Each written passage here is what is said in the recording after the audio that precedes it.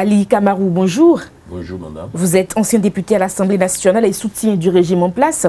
Vous êtes l'invité de ce dimanche 22 juillet 2018 sur Esaïe TV. Et pour conduire l'entretien avec moi, Carles Ketomé, bonjour. Bonjour Nadège. Bonjour Ali Kamarou. Bonjour. Bienvenue sur notre plateau. Et vous êtes non seulement député, ancien député à l'Assemblée nationale, mais vous êtes également actuellement conseiller à la mairie de Cotonou. Oui. Comment se porte la mairie de Cotonou? Bon, elle se porte comme on se porte un régime de transition.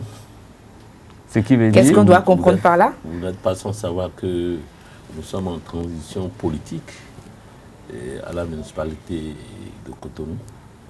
Donc, on ne peut pas clairement vous dire que les choses vont comme on aurait souhaité, mais c'est mieux que par le passé, parce qu'aujourd'hui, nous avons un droit de regard dans la gestion qui se fait, même si ce n'est pas la taille de ce que nous voulons. Aujourd'hui, vous devez constater, c'est vrai que la propriété n'est pas encore rendue comme souhaité, mais vous devez savoir que pour des raisons de propriété, il y a une transition d'activité entre la mairie et l'État central. Vous n'êtes pas resté sans savoir que le nombre de réformes engagées par le gouvernement du président Talon, qu'il aurait souhaité que la propriété des 5 grandes communes formant le Grand Lokwe soit gérée par une structure plus puissante compte tenu du coût des intrants de propriété. Si vous me permettez de m'exprimer comme ça, donc nous sommes à une période de transition, mais en ce qui concerne les autres volets, nous sommes en train de mettre les petits plats dans les grands pour que les choses se fassent plus autrement. Alors, en tant qu'ancien député à l'Assemblée nationale, quel regard portez-vous aujourd'hui sur la 7e législature et sur le président Adrien Mbedji? Merci, je vous remercie. Je n'ai pas de regard particulier, mais je dirais que je porte le regard que je peux porter sur un sage et un fin connaisseur de la chose politique. Le président Mbedji, nous étions bébés, qui déjà bébé ou pas encore né, qui peut-être il y a ses preuves au sein de la classe politique, en tant que jeune magistrat, puis et par la suite, après son exil, en tant que personnalité politique de notre nation, et par 2 fois de suite, il avait déjà été président de cette Assemblée. Il est revenu avec toutes ces expériences et le confirmer. Parce que de loin, vous pouvez peut-être penser que les choses sont faciles. Et vous savez très bien, c'est tout le Bénin qui est représenté à l'Assemblée nationale. Il faut de la main et du métier pour pouvoir maintenir de l'ordre et de la convivialité. Et je crois qu'il s'efforce à le faire. Je ne peux que le féliciter, et surtout par rapport à son âge. Et il est à féliciter.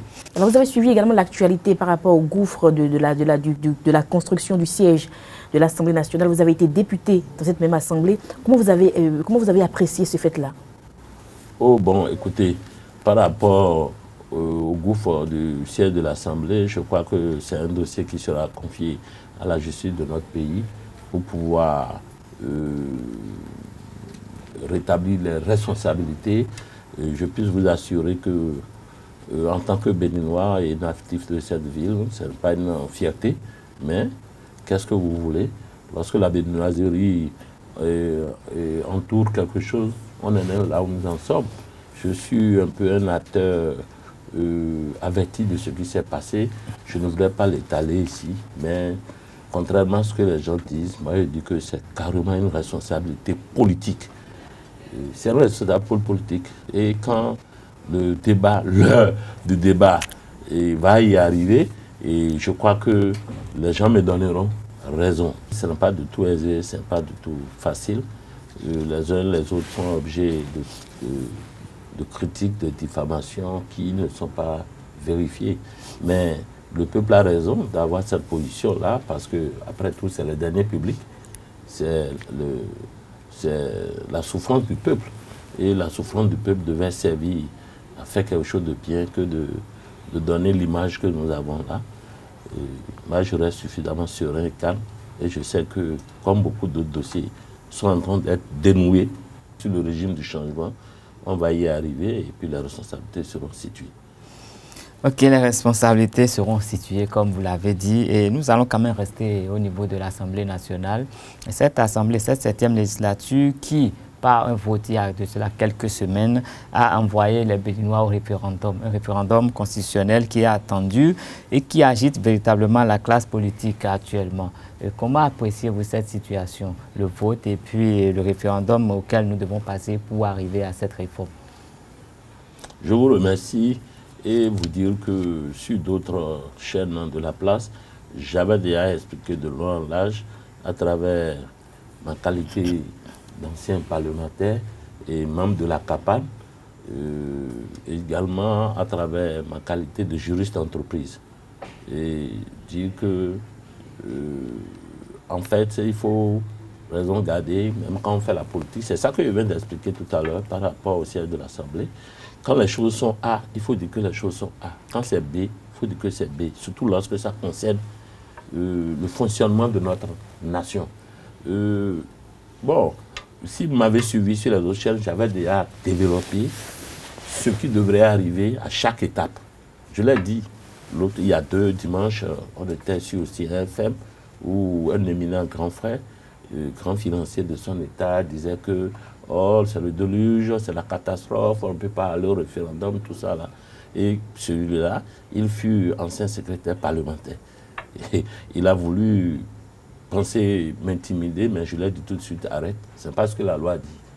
Moi, je ne suis pas allé vendre la moutarde à l'Assemblée. Qu'est-ce que la loi dit? Ce que la loi dit est totalement clair. Et je crois que les uns les autres, nous devons nous en tenir à la loi. Nous devons nous en tenir à l'esprit de la loi.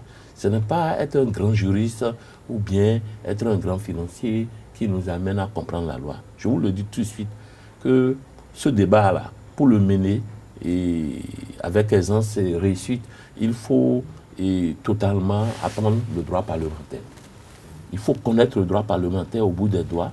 Et si vous n'avez pas le temps d'apprendre le droit parlementaire, parce que c'est un peu volumineux, il y a quand même un livre que la CAPAN a mis à la disposition des députés, le guide de la législature, de l'idée à la loi.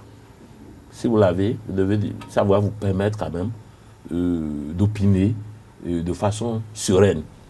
Vous dire que quoi? Depuis que les députés de la majorité, et je ne dirais même pas au-delà des députés de la majorité, je voudrais vous rappeler que c'est un séminaire qui est organisé à Grand Popo, que oui, les députés, toutes tendances politiques confondues, ont invité les membres de la société civile, les sages, tout ça, et pour opiner sur le code électoral et le nouveau charte des partis politiques. Et c'est à ce moment-là qu'ils ont buté sur le problème sur lequel nous butons toujours pour dire que si vraiment il faut avancer, il faudrait nécessairement toucher à certaines dispositions de notre Constitution. Et bah, je crois que c'est à partir de ce moment qu'un autre séminaire a eu lieu à l'hôtel Azalaï pour exposer les points sur lesquels il fallait opiner dans notre Constitution. Et donc, il a déjà un consensus à ce niveau-là. Et je voudrais vous dire que pour ceux qui disent ce qu'ils pensent là et qui ne respectent pas la loi, je voulais leur rappeler que ce qu'on appelle consensus en démocratie, ce n'est pas un consensus 100%. Et ici, la Constitution, l'exercice auquel les députés se sont exercés et en touchant notre Constitution, on appelle modification de la loi constitutionnelle. Et la modification de la loi constitutionnelle, et au regard de notre disposition constitutionnelle elle-même et au regard des différentes lois organiques, ça dit que les lois organiques sont les lois spécifiques qui complètent la Constitution et qui organisent les institutions et tout ça là, c'est les lois organiques.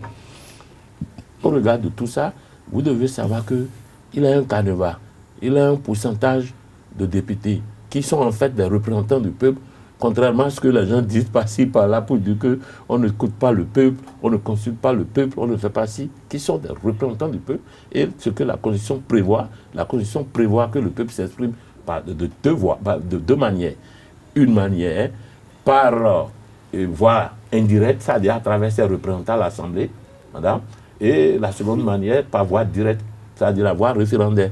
Et ceux qui disent déjà dans d'office que le bloc de la majorité a échoué, tout ça, c'est faux. Et je reviens en arrière pour dire que ils sont allés, ils ont exposé, et les tests disent que pour être pris en compte, il faut que la révision de la Constitution, les dispositions, les articles que vous voulez faire truc là, il y a un premier exercice auquel l'Assemblée doit s'exercer. Pour être pris en compte, il faut qu'il y ait un minimum de 2 tiers qui vote, qui dit je suis d'accord que nous sommes d'accord. Ça a été réuni. Oui. Vous êtes d'accord avec moi? C'est un succès qu'aucun régime jusque-là, depuis que l'envie ou bien le besoin de réviser notre Bible, la Bible du Bénin, le Coran de notre nation, et le besoin s'est fait ressentir, aucun régime ne l'a fait. Aucune majorité n'est pas venue. Donc c'est un succès, c'est une victoire d'abord pour la majorité présidentielle. J'avance pour dire que l'intention que les gens prêtent à la majorité, c'est une intention parce qu'ils ne sont pas en la majorité pour comprendre que nous avons l'intention de faire passer et que les députés de la majorité ont l'intention de faire passer la révision à l'Assemblée. Ce n'est pas vrai, puisque la majorité ne compte pas 66 députés. Il fallait compter 66 députés pour pouvoir le faire passer à la majorité des 4/5e. Mais la loi constitutionnelle prévoit que lorsque vous n'atteignez pas les 4/5e, mais il faut tout au moins avoir les 3/4. Quand vous avez les 3/4, ce qu'ils ont eu aujourd'hui, cela veut dire que vous avez déféré les modifications au référendum. Cela veut dire que vous avez déféré les modifications devant le peuple pour dire exprime-toi par voie directe. Est-ce que vous voyez? Donc, il n'y a pas de polémique autour. C'est un succès. Mais maintenant, le référendum, les gens, ils avançaient des idées, ils évoquent des tests qui n'existent pas pour dire que ceci, cela. Il y a déjà une loi référendaire qui est votée. Il faut s'en tenir aux dispositions de la loi. Mais maintenant, expliquer également que lorsque nous sommes à l'étape du référendum et que si nous voyons que notre loi référendaire comporte des dispositions qui ne peuvent pas nous permettre d'être en harmonie avec les tests communautaires, nous pouvons également, si la majorité a la majorité des 2 tiers, comme toujours, à la majorité des 2 tiers, les députés peuvent également modifier la loi référendaire pour pouvoir organiser le référendum en temps normal et faire chose. Et rassurer les uns les autres pour dire que ne se donne pas à la panique au truc. La constitution du Bénin, elle n'est pas celle du Togo, elle n'est pas celle du Mali, elle est unique en son genre. Et le constituant originel a prévu des garde-fous, des clés, qui ils sont et ne permet à aucun régime, à aucun président d'avoir d'envie liberticide à l'égard de cette constitution-là. Je dis quoi? Quand vous lisez l'article 42, c'est une des options fondamentales de la Constitution nationale. Dans la loi référendaire, il est bien dit que les options fondamentales de la conférence nationale, les options fondamentales de la conférence nationale qui ne sont pas à toucher, ont été clairement citées et exprimées dans la Constitution elle-même déjà à l'article 42 et à l'article 156. Ça a dit que le nombre de mandats qui est de 5 ans renouvelable une fois, et on a bien dit que nul ne peut faire plus de 2 mandats. C'est intouchable. Vous ne pouvez pas le déférer au référendum. C'est là. Le caractère laïque, vous ne pouvez pas le déférer au référendum. L'intégrité du territoire national, vous ne pouvez pas le déférer au référendum. Et, comment dit-on, le mot de régime, le régime présidentiel, vous ne pouvez pas le déférer au référendum. Donc quand vous vous tenez, ça veut dire que quand vous faites une lecture croisée de l'article 156, l'article 42 et les dispositions de l'article 6 de la loi référendaire, vous êtes totalement à l'aise. Trêve de politique. Mais je comprends les amis d'en face pour dire que si... Parce que quand vous écoutez bien, leur défense, ce n'est pas assez solide. monsieur le journaliste. Je dis quoi? Ils disent qu'on ne leur a pas laissé le temps suffisant et qu'ils auraient souhaité avoir un temps pour aller consulter leur base. Mais juridiquement et techniquement, vous savez très bien que c'est un piège. Parce que même déjà là, nous sommes un peu au pied du temps. Nous ne sommes pas pris par le temps, mais nous sommes au pied du temps. Est-ce que vous voyez un peu? Leur ruse, c'était de traîner pour que nous soyons pris par le temps.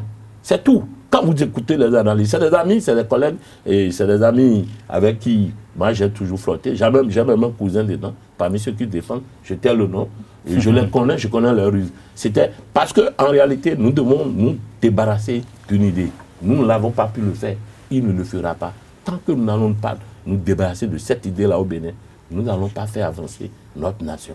Ça, c'est totalement vrai. Ce que font aujourd'hui les députés de la majorité présidentielle, ce que font le gouvernement par rapport aux réformes de nos institutions, à la modification de notre loi fondamentale, ils sont dans le lit des tests. Personne ne peut venir me dire le contraire.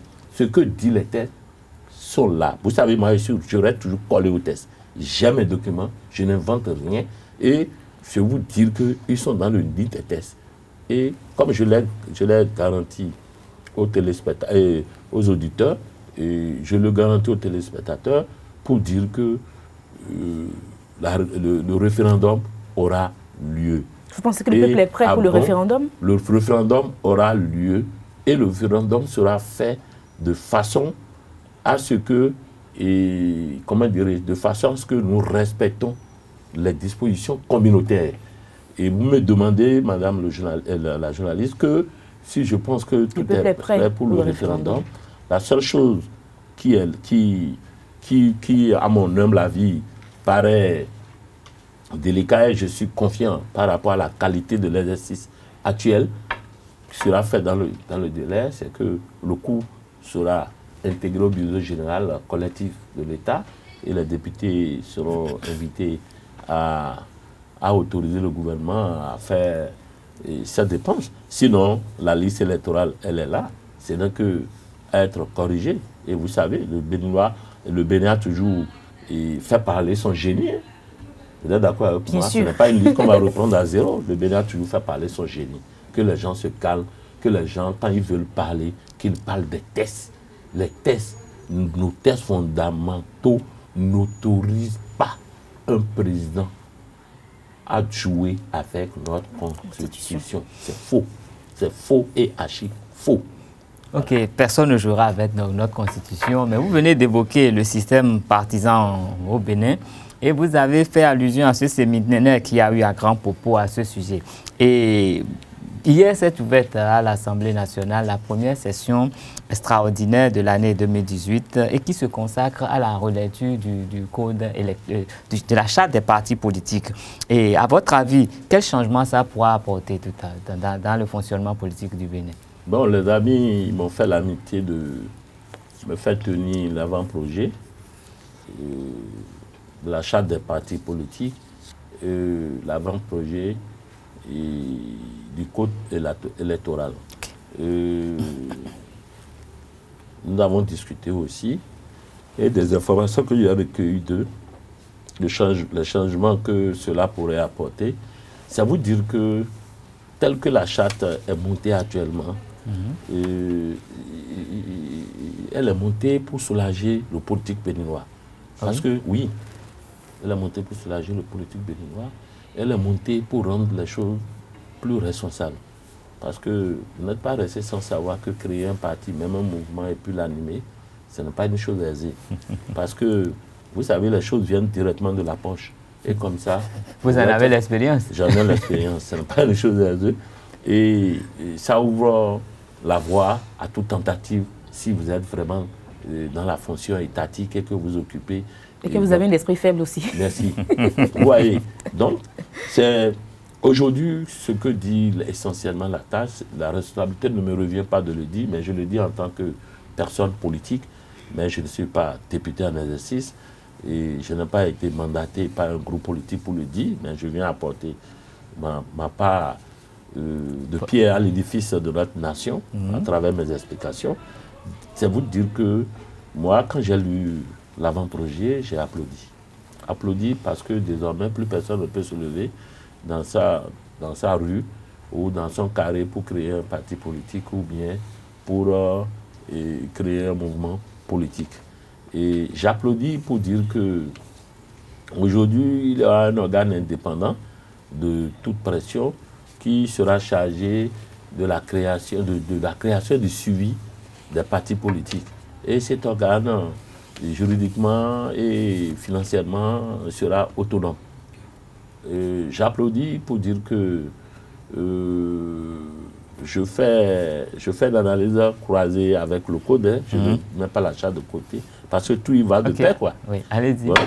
J'applaudis pour dire que, vous savez, depuis le régime de faim, il était déjà constaté que le comité COS-LEPI était un peu budgétivore, pour dire que, en fait, l'organe technique, qui est le CNT, pouvait être rattaché, on avait fait cette analyse-là, pouvait être rattaché à la Sénat et intégrer complètement la Sénat. Si c'était le cas, si c'était fait, même là, nous en sommes là, on n'aurait même plus posé le problème de la liste, c'est le problème de moyens pour aller au référendum. Okay. Parce que si c'était là, puisque vous voyez, c'est maintenant que le COS-LEPI est installé.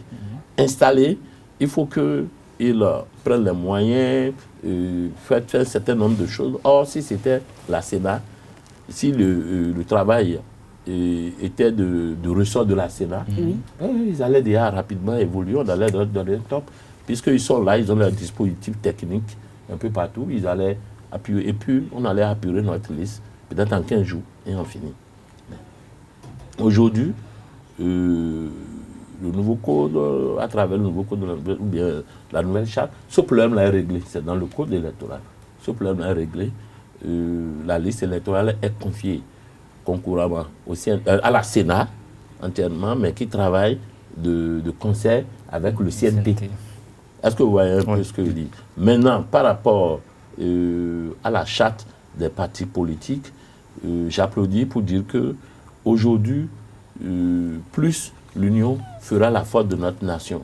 Pourquoi? Parce que j'ai lu que dans cette charte-là, il faut pouvoir avoir 50 militants par commune pour pouvoir créer un parti politique. Cela veut dire que ça va amener au regroupement. Et il n'y aura plus d'alliance. Parce que même quand vous lisez la disposition de notre Constitution, on n'a pas parlé d'alliance, on a parlé de parti politique. Parti politique, oui. Maintenant, est-ce que vous voyez un peu ce que je suis en train de dire? À travers la charte de parti politique, on a parlé de problème de financement des partis politiques. Et quand vous faites une lecture intelligente de ce qui est proposé là, vous allez voir que l'homme politique sera moins gourmand. Parce qu'en réalité, quand vous regardez souvent, c'est parce que on veut, moi je le dis de tout cœur comme ça, hein, parce qu'on veut peut-être ceux qui ont l'esprit faible, c'est parce qu'ils veulent avoir une grande emprise sur leur électorat. Et l'argent ne vient pas de l'État, l'argent doit venir de quelque part. Bien sûr. Que des actes de corruption, des actes de mauvaise gestion se sont multipliés au fil des années. Merci. Mais aujourd'hui, l'État, à travers cette charte-là, dire que moi, je suis prêt. Je suis prêt à accompagner les partis politiques, mais à hauteur de 0,3 des ressources intérieures du budget précédent. Est-ce que vous voyez un peu ce que je dis? Bien sûr. À hauteur de ressources, 3%, à hauteur. Mais je donnerai, il a un mais, je donnerai ces sous-là aux partis qui ont pu avoir 1/5 du nombre de députés à l'Assemblée nationale dans 1/3 de circonscriptions électorales. Donc cela veut dire quoi? Il faudrait que, pour faire votre liste, il faut que vous réfléchissiez, voir si vous pouvez trouver les 1/5 de députés. Ça veut dire que tout était, et si nous prenons la situation présente, cela veut dire qu'il faut avoir au moins 15 députés, 15 à 17 députés, pour pouvoir bénéficier des subventions de l'État. Est-ce que vous voyez un peu ce que je suis en train de dire? Bon, cela veut dire quoi? Cela veut dire que vous êtes appelés à vous mettre plus ensemble. Ce maire-là appelle à se mettre plus ensemble. Et c'est ça que vous constatez, c'est ce que vous constatez aujourd'hui. C'est pour cela que vous constatez aujourd'hui que vers les partis, certains regroupements, tout le monde rue vers certains regroupements, parce qu'on se dit aujourd'hui, on ne peut plus prétendre qu'on est un milliardaire et qu'on bon, on va lutter dans un coin pour se faire élu, c'est fini. Ce n'est plus possible. Donc, et également, je crois, c'est dans la charte que j'avais lue, ou bien dans le code, je n'ai plus bonne souvenance, mais c'est dans le code électoral, il est dit que pour que votre liste puisse être prise en compte après les élections, il faut que vous puissiez avoir un minimum de pourcentage au niveau national. L'âge ils n'ont pas encore fixé, mais j'entends dire 15%, 10%, mais ça va se faire. Est-ce que vous voyez un peu? Oui. Bon, maintenant, ils ont mis un beau mal, hein, ils ont dit qu'au cas où il n'y a pas plus de 2 listes qui ont eu 10%, c'est qu'ils vont prendre les 4 meilleures listes. Tout compte fait, il a une avancée notable, il a un soulagement et il a une idée de regroupement des forces politiques. Est-ce que vous voyez? Oui. Une idée de regroupement et également une idée de compétition à pouvoir occuper le maximum de circonscriptions électorales. Parce que tu peux avoir, par exemple, ce que je vais expliquer aux gens, tu peux avoir plus de 5%, tu peux avoir plus de 1/5 de représentation, oui. Mais si tu n'as pas les 1/5 dans au moins un tiers des circonscriptions électorales, tu ne vas pas bénéficier aux subventions de l'État. Est-ce que vous voyez? Également, j'ai lu en diagonale que cette subvention-là, la façon dont ça doit se faire, ils ont mis 70% au fonctionnement des partis politiques, proprement dites, et ils ont mis 30% et aux besoins sociaux des honorables à l'Assemblée nationale. Bon, voilà un peu comment c'est fait. Et je crois que quand tu lises la charte des partis, l'avant-projet de la charte des partis ou le code électoral, c'est pour l'avancée, c'est pour le regroupement, c'est pour le soulagement de l'homme politique. Honnêtement, s'ils n'allons pas faire de la politique, il peut y avoir des amendements, mais moi, je crois que ça peut passer, mais ça peut passer et puis pour le bonheur du peuple béninois, quoi, en fait. Oui, Tensi, donc allez-y. Vous l'avez dit, on est à l'heure des regroupements, mais eux, ils sont déjà regroupés, ils sont déjà ensemble autour du chef de l'État, le président Patrice Talon. Il s'agit du bloc de la majorité parlementaire et qui essaye quand même d'œuvrer à vraiment être dans son rôle. Mais comment appréciez-vous aujourd'hui toutes les actions qui sont menées par le bloc de la majorité parlementaire? Oui, je vous remercie et je peux dire d'emblée que c'est de bonnes actions parce que vous savez, au début, ils ne s'étaient pas regroupés, ce qui avait permis à l'opposition d'aller dans tous les sens. Mais leur regroupement aujourd'hui autour du chef de l'État est quand même à déplacer le centre de l'intérêt du débat. Aujourd'hui, on écoute deux coutons et le peuple peut déjà dire, bon, ici, celui-là, tel camp a dit ci. Et l'autre camp a dit ça. Je dis, ah bon. Et je crois que leur regroupement leur a permis de savoir qu'ils ont une force dont ils doivent exploiter à fond aujourd'hui pour pouvoir accompagner le chef de l'État. Parce que vous n'êtes pas sans savoir que tout ce qui se passe aujourd'hui était déjà dans le projet de société du chef de l'État. C'est là, moi, je veux répondre à certains pour dire que le chef de l'État, ceux qui disent que le chef de l'État n'écoute pas le peuple, ils se trompent. Parce que le président Talon, chacun avait son style.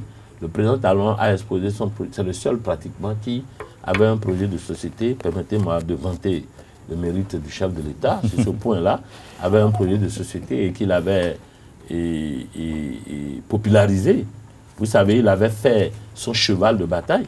Et au finish, 65% des Béninois ont dit, nous sommes d'accord pour toi, nous sommes d'accord pour ton projet de société. Vous êtes d'accord avec moi? Oui. Mais qu'est-ce que les gens attendent? Ils ne connaissent pas le chef de l'État. Patrice Talon va appliquer à la lettre son projet de société parce que ce n'est pas quelqu'un qui a attendu les élections pour monter ce projet de société. Ça, je voulais vous le dire. C'est quelqu'un qui a réfléchi pendant très longtemps, de longues années, a compris l'aide de notre société, vous savez très bien. Il a observé et il notait dans un coin bien caché tout ce que le pays avait comme problème et comment les régler. faire chose. Mais maintenant, il a monté son projet, il est venu, il a popularisé. Vous lui avez donné 65% de oui pour sa personne et son projet. Et maintenant, on dit qu'il ne coûte pas. Vous savez qu'à l'exercice, à la réalisation du projet, il doit y avoir des grincements dedans. On ne s'y est pas apprêté de cette manière-là, certainement. Voilà. Oui, je ne savais pas que tout ira si vite. Oui. Et peut-être si bien, certainement aussi. Oui. Alors, votre regard sur la minorité parlementaire et sur l'opposition à l'ère du nouveau départ? Bon, moi, comme je vous l'ai dit, je suis un démocrate. Et j'appartiens à un groupe de démocrates. Et je ne crois pas que nous devons aujourd'hui penser qu'il ne doit pas y exister une opposition. Non, il doit exister une opposition. Et d'ailleurs même, l'organisation, moi je souhaite que l'opposition, qu'elle s'organise encore mieux. Et leur organisation est un stimulant pour nous de la majorité. Un stimulant parce que tout ce qu'ils disent, il y a quelques petites vérités qui vont nous permettre de nous corriger. Mais je leur conseille également que je leur dis qu'au niveau de la majorité, qu'il a de politiciens très férus et qu'il a des gens très avertis de la chose publique et de la chose parlementaire et avant qu'il n'accuse ou bien qu'il ne fasse des propositions, qu'il lise correctement leurs différents textes, qu'ils ne fassent pas comme ils l'ont fait lors de l'amendement de la Constitution. C'est tout ce que je vous l'ai dit. Sinon, beaucoup parmi nous, nous allons venir ici ou ailleurs, de voix démocratique, dire au peuple que ce n'est pas ça, et indiquer même les articles au peuple, et ils iront lire et puis ils vont nous départager. Mais sinon, au-delà, c'est une bonne chose que dans un pays, il y ait quand même une opposition. Mais je voulais rappeler aussi à l'occasion, pour dire aux amis de l'opposition qui pensent qu'il n'y a pas consensus, qu'il faut arranger ceci. Le consensus, c'est lorsque le gouvernement et l'Assemblée s'attendent. Le consensus constitutionnel, c'est lorsque le gouvernement et l'Assemblée s'entendent, et tout au moins à une majorité des 3/4 des députés, cela veut dire que le consensus est réalisé. Qu'il souffre de comprendre également que j'aime souvent dire que, même si ce n'est pas bien à écouter, que la démocratie, c'est la dictature de la majorité sur la minorité. Et lorsque la majorité arrive à obtenir une majorité qui lui permet de régler un certain nombre de choses dans le pays, pour le bien du pays, pour faire avancer le pays, vous savez, souvent, les choses les plus importantes sont logées dans les lois organiques, les lois qui complètent la Constitution. Oui. Et c'est pour cela que le constituant originel ou le constituant a dit que pour toucher aux lois organiques, il faut avoir une majorité de 2/3. Donc cela veut dire que lorsque cette majorité est atteinte, c'est qu'il y a consensus. Ben, il est à noter que depuis 2006, beaucoup de réformes ont été engagées dans le pays et ça continue, on continue avec des réformes et beaucoup de réformes qui sont diversement appréciées de part et d'autre. Et vous, personnellement, en tant que personnalité politique, comment percevez-vous toutes ces réformes qui sont en train de venir maintenant, toutes ces réformes en fait qu'on observe au Bénin? Depuis 2016 ou 2006? 2016, je dis. 2016. Oui, depuis l'avènement du président Patrice Talon, il est venu avec toute une proposition, avec les réformes, la lutte contre la corruption, pour que le Bénin puisse reprendre de nouvelles couleurs, évoluer autrement de toute façon, avec des textes qui s'y sont vraiment adaptés. Oui. Et donc, pour cela, il y a des réformes qui sont en cours, des réformes qui sont déjà là, et d'autres qui sont en cours. Et je demande globalement, comment appréciez-vous ces réformes qui sont déjà à exercer et les autres qui seront prises? Bon, je vous remercie, monsieur le journaliste, et vous dire que tout de suite que, vous savez, nous sommes autour du président Talon depuis de longues années et dans son besoin de la conquête du pouvoir pour améliorer le bien des Béninois, nous sommes les tout premiers à ses côtés et que ces réformes qu'il a proposées sont des réformes qu'il nous a expliquées de long âge Il nous a expliqué le bien fondé. Et vous savez, un homme réfléchit, et c'est là où il va. Et c'est là où nous allons. Et c'est là où il veut conduire son peuple. Donc, c'est vous dire que les réformes, comme lui-même se plaît de le dire à certains moments, les réformes sont douloureuses. Quand on parle de réforme, ça bouscule toujours les habitudes. Et lorsque, c'est un peu comme le corps. Quand vous avez votre corps et que vous êtes peut-être dans un pays tempéré, comment dit-on, tropical comme le nôtre, et que vous voyagez, vous allez dans un pays tempéré, vous voyez. Et ça me rappelle le jour, la première fois, il y avait mis pied à la Mecque, à Médine. J'étais dans le hall, et puis je me rapprochais de la fin du bout du hall. Quand la grande porte s'est ouverte comme ça, j'ai eu un grand coup de vent de chaleur. Et je m'étais dit, mais c'est quoi? C'est quoi? Alors les gens me disent, mais c'est comme ça ici, hein? Tu auras ça au moins pendant 3 semaines, la température c'est comme ça, ça a bousculé mon habitude. J'ai été malade pendant des jours. Et puis par la suite, j'ai retrouvé la forme plus forte que par le passé. Donc j'explique comme ça pour dire qu'aujourd'hui nous sommes à l'heure des réformes, nous avons des difficultés, nous avons des besoins, mais moi-même je suis ici, qui parle. Malgré mon intelligence dans les affaires et tout ça, j'ai des difficultés, je connais des difficultés énormes. Mais je vais vous donner un petit exemple. Vous allez comprendre. Jusqu'au point où certains sont quand même convaincus et sûrs que ces réformes-là vont nous conduire au bon port. Vous savez bien que moi, je suis un homme d'affaires. Voilà. En 2005, vers la fin du régime Kérékou, Kérékou avait envie de reprendre certaines garnisons, faire certains travaux au niveau de la sécurité, tout ça. Et pour être bref, je suis, après un appel d'offres, j'ai été attributaire d'un lot de construction, commissariat de Pogay, je précise. Et quand le régime Yaye est venu, le fonds a été orienté vers autre chose. Et par la suite, ils avaient voulu nous empêcher de réaliser l'ouvrage.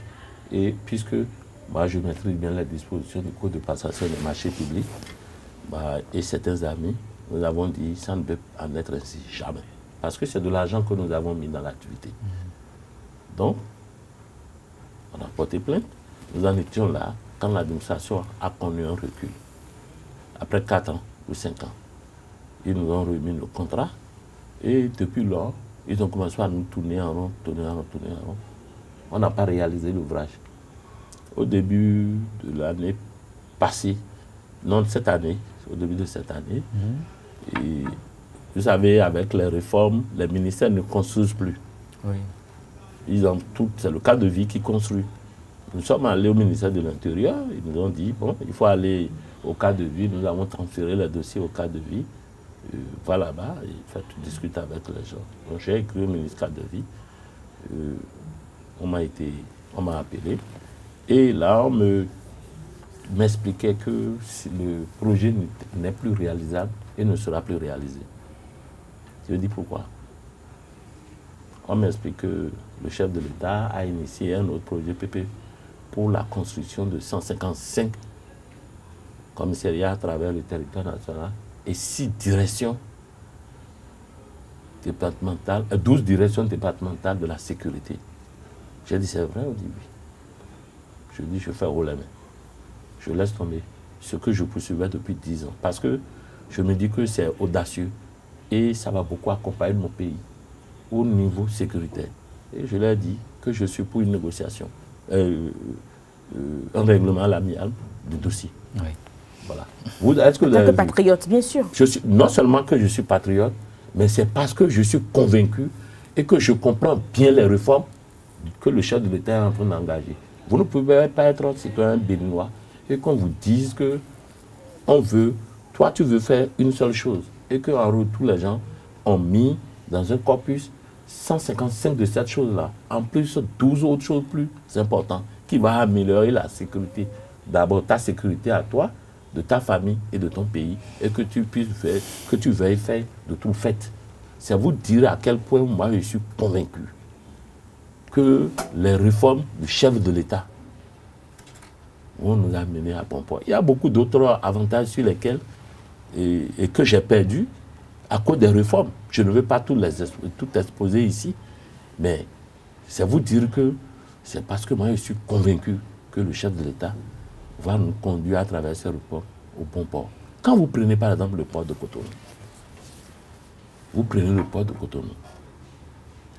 Nous sommes quel port par rapport au port de Lomé aujourd'hui? Mais nous sommes deux peuples contigus. Deux peuples qui partagent la même réalité. Mais comment comprendre aujourd'hui que lorsque les grands navires quittent les pays de l'Europe ou de l'Asie, les pays développés, ils vont d'abord à Lomé, et c'est Lomé qui va nous dispatcher les conteneurs qui doivent venir à notre port, dans des navires de taille moyenne, avant que ça ne vienne à notre port. Alors que nous sommes un pays plus grand que Lomé. Nous avons une situation géographique plus avantageuse que Lomé, étant avec la première économie du continent.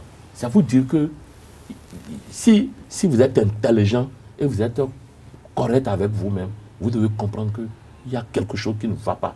Et que quand quelqu'un propose, et de façon responsable, popularisée, dire il a tenu. Parce que moi, je vais vous dire une vérité, je vais faire une confidence.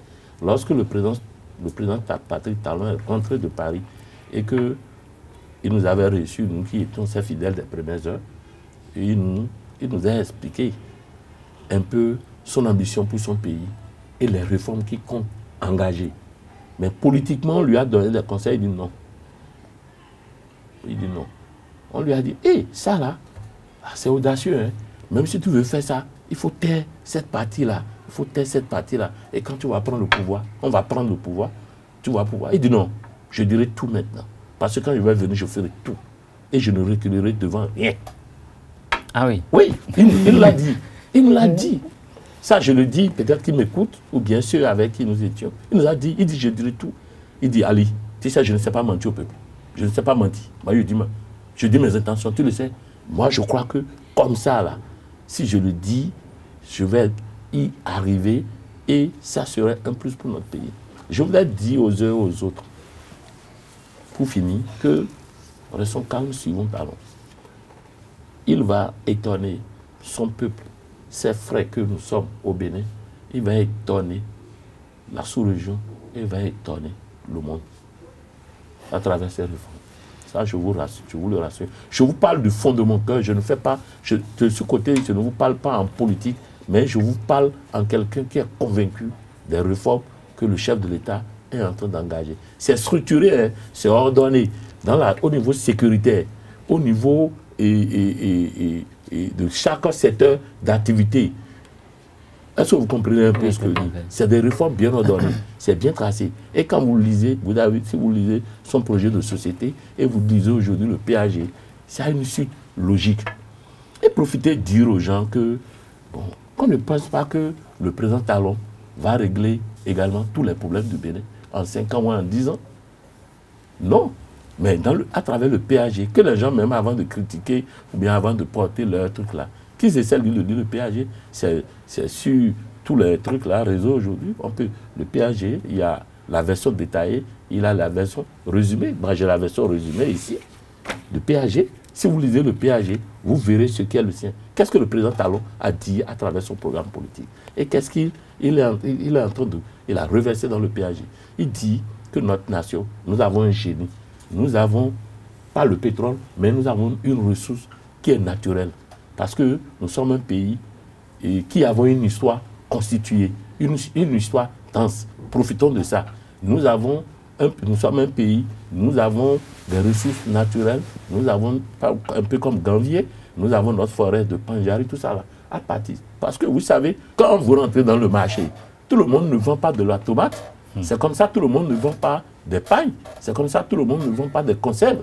Si, dans le Conseil des Nations, si nous avons des richesses naturelles, révélons ça d'abord au monde.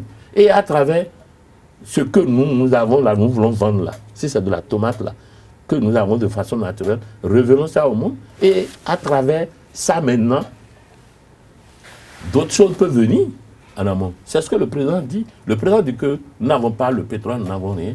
Au moins, nous avons le port. Nous sommes dans une position géographique très enviable. parce que nous pouvons desservir économiquement le Niger, nous pouvons desservir le Tchad, le Mali, et nous pouvons également desservir le Nigeria. Vous êtes d'accord avec moi? Oui, tout à fait. Bon, notre port, essayons d'apporter un coup de souffle à notre port. Essayons de faire de notre port un port moderne comme celui du Togo dans la sous-région. Et pour le faire, c'est qu'à l'intérieur du port, il faut essayer d'avoir un quai assez impressionnant pour pouvoir permettre aux grands navires, quand ils vont quitter l'Europe, également de garer. Mais non seulement ça, tout autour du port, il faut aménager des voies. Et c'est dans cette idée-là que vous avez vu le contournement nord de Cotonou. Et au contournement nord de Cotonou, qu'on arrive au niveau de, comment on l'appelle, au niveau du 3e arrondissement, il y aura un embranchement qui va donner dans le port. On va aménager des voies autour du port. Vous avez vu la route des Poges, phase 2, qui est en train d'être faite. C'est l'aménagement des voies autour du port. Est-ce que vous voyez un peu? Oui. Et après ça, maintenant, il dit qu'il va essayer de construire 350 km de voies à travers le pays. Dans le domaine, dans le secteur agricole, 1350 km de voies à travers le pays. Dans le secteur agricole, il a dit qu'il a cité des cultures cibles. Et même, vous voyez aussi aujourd'hui comment ça évolue au niveau du secteur agricole. Mais maintenant, il a le secteur tertiaire, ça veut dire que le secteur commercial, à travers les réformes qui sont suffisamment bousculées. Avec le temps, les marchés seront reconstruits, au moins dans les grandes villes, des marchés régionaux, des marchés de la taille d'arrondissement. Et après ça, nos moments seront mieux installés. Mieux lotis. Il y a beaucoup de choses qui se préparent alors. Il y a beaucoup de choses qui se préparent à travers le PAG. Mais je précise également pour dire qu'en 5 ans, en 10 ans, Talon ne va pas régler tous les problèmes de notre nation. Mais il va pousser notre nation au rang des nations respectées dans la sous-région. Vous ne vous posez pas la question de savoir comment, pourquoi la Côte d'Ivoire, qui est bien loin du Nigeria, la Côte d'Ivoire en est là. Et quand vous faites un parallélisme avec ce qui se fait là-bas, comment le développement de la Côte d'Ivoire est parti d'abord par l'agriculture. Vous êtes d'accord avec moi? Tout à fait. Avant que ça ne vienne dans les autres secteurs, quand vous faites un parallèlisme, d'abord et pour le faire, le développement est passé par l'agriculture, je suis d'accord, mais également par une sécurité. Vous avez vu aujourd'hui la création de la police républicaine.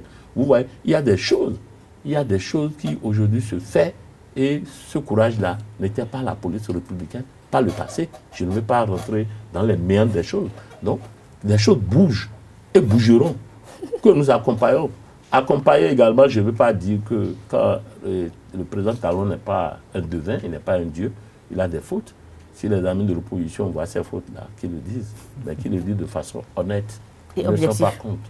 Et même si c'est politique, il faut que ça soit cadré par les têtes pour dire, selon ce que les têtes ont dit, mais il ne faut pas prêter des intentions. Lorsque vous prêtez des intentions, politiquement, ce n'est pas valable. Alors, Ali Kamarou, les législatives, c'est pour bientôt, c'est la dernière question. Vous serez candidat? Et aux législatives prochaines, sans être hypocrite, je serai candidat. Merci à vous. Vous avez un mot de fin pour conclure cet entretien? Mon mot de fin, c'est de dire merci au président de la République, c'est de dire merci à la majorité présidentielle et même à l'opposition. À la majorité présidentielle, même à l'opposition, c'est de rassurer le peuple béninois pour dire que c'est assez difficile, très difficile aujourd'hui, mais que le bonheur est devant nous, la résurrection est très proche.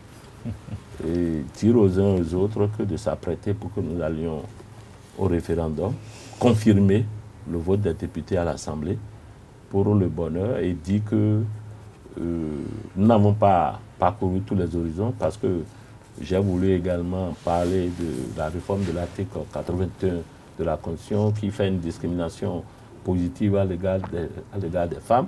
Pour ceux qui s'opposent, qui pensent que c'est une injure que la majorité fait aux femmes, mais ceux-là étaient avec nous à l'Assemblée pour la 7e législature et ils avaient apporté un texte de loi qui avait buté à cette disposition de l'article 26 et 81. Sinon, on aurait fait passer un texte de loi en son temps. Donc, cela veut dire qu'en ce moment-là, eux aussi avaient fait une injure aux femmes et leur rappeler que historiquement, les femmes, il faut prendre la spécificité de chaque société.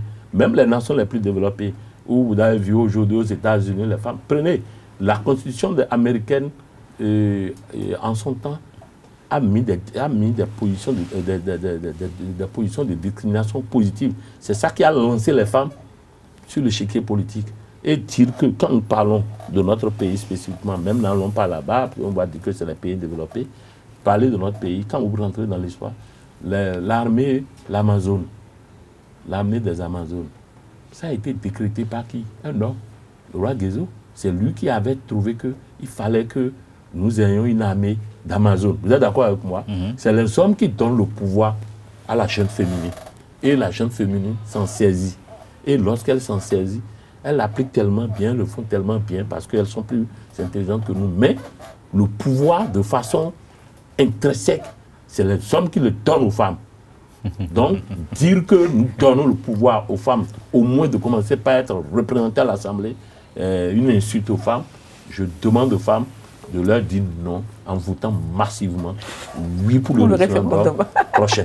Ali Kamarou, merci. Vous êtes ancien parlementaire, vous êtes membre de la CAPAN, conseiller communal et soutien du président Talon. On retiendra donc de cet entretien que c'est une responsabilité politique par rapport au scandale de la construction du siège de l'Assemblée nationale et que lorsque l'heure des débats sonnera, les responsabilités seront situées. Vous avez également indiqué que l'opposition doit jouer son rôle au Bénin parce que vous êtes un vrai démocrate. Par rapport à la charte des partis politiques, vous avez indiqué que cette charte est montée pour soulager le politique béninois et donc derrière cette charte, il y a une idée de regroupement des forces politiques, ce qui est bien pour notre pays, le Bénin. Vous avez également indiqué que candidat le chef de l'État avait été clair par rapport à son projet de société. Il est resté fidèle à ce projet de société et le peuple y avait adhéré. La démocratie, c'est la dictature de la majorité. On retiendra également cela de l'entretien. Vous avez dit que le président Talon ne peut pas régler les problèmes, tous les problèmes du Bénin maintenant et tout de suite. Ce n'est pas possible, même après 10 ans, ce n'est pas toujours évident.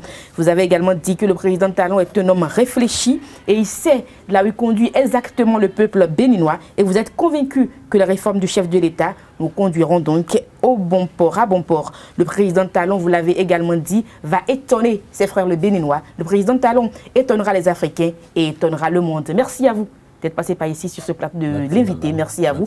Et Carles Ketomé, merci d'avoir conduit l'entretien avec moi. Merci. Agréable journée dominicale à tous et à toutes. Au revoir et à dimanche prochain.